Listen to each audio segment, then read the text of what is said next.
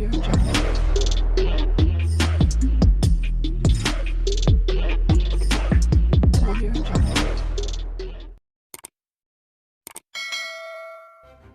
kasih kerana memilih channel ini. Sebelum kita mulakan video ini, sila pertimbangkan untuk menekan butang like, share dan subscribe dan aktifkan butang lonceng anda agar anda sentiasa mendapat info-info percuma pada setiap hari dari channel kami. Dan tinggalkan komen anda kerana komen anda amatlah dihargai.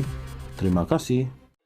Yang di-Pertuan Agong Al-Sultan Abdullah Riayatuddin Al-Mustafa Bilal Shah boleh menolak nasihat Perdana Menteri Datuk Seri Ismail Sabri Yaakob untuk membubarkan Parlimen dalam masa terdekat. Pensyarah Undang-Undang dan Polisi di Universiti Teknologi Malaysia UTM, Profesor Madya Dr. Muhammad Fatih Yusof menggariskan 4 faktor yang boleh dijadikan asas kepada penolakan Seri Paduka untuk tujuan membubarkan Parlimen. Pertama, katanya, Perdana Menteri ketika ini tidak mewakili sebuah parti atau gabungan parti secara solid kukuh. Dengan amalan sebelum ini, nasihat Perdana Menteri sudah dianggap mewakili kabinet tanpa perlu dipersoalkan. Namun kini, jika Perdana Menteri menasihati Yang di-Pertuan Agong untuk pembubaran Parlimen, ia belum mewakili keseluruhan anggota Jemaah Menteri yang mewakili kerajaan, maka nasihat Perdana Menteri mungkin ditolak atas alasan ia tidak dibuat secara kolektif, sedangkan perlembagaan memberikan penekanan kepada konsep tanggungjawab bersama seperti di bawah Perkara 43/3 Perlembagaan Persekutuan, katanya.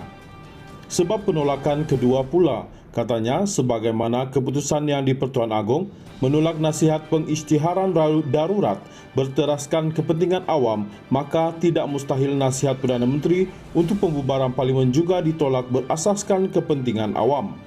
Kepentingan awam boleh merujuk kepada beberapa faktor termasuk ketidaksesuaian pilihan raya umum PRU dilaksanakan pada musim tengkuju dan faktor pembaziran jika PRU di peringkat Parlimen tidak berjalan serentak dengan pilihan raya peringkat Dewan Undangan Negeri DUN di beberapa negeri. Faktor ketiga, tindakan Yang di-Pertuan Agong yang mungkin tidak membubarkan Parlimen serta-merta walaupun selepas dinasihati Perdana Menteri tidak boleh dipersoalkan di mana-mana mahkamah seperti peruntukan Perkara 32, katanya.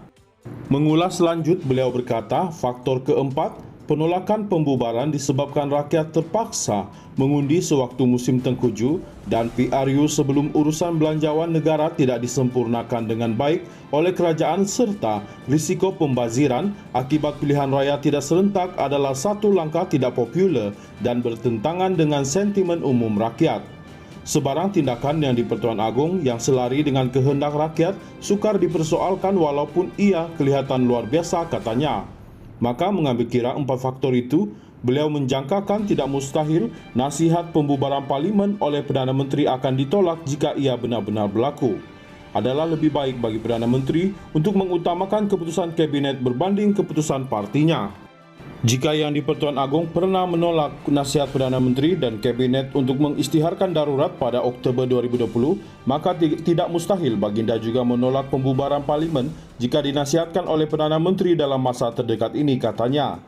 Beliau mendakwa sungguh pun kabinet tidak setuju pembubaran dilaksanakan, namun tidak mustahil Perdana Menteri akan bertindak juga mengikut kehendak partinya yang mahukan Parlimen dibubarkan segera.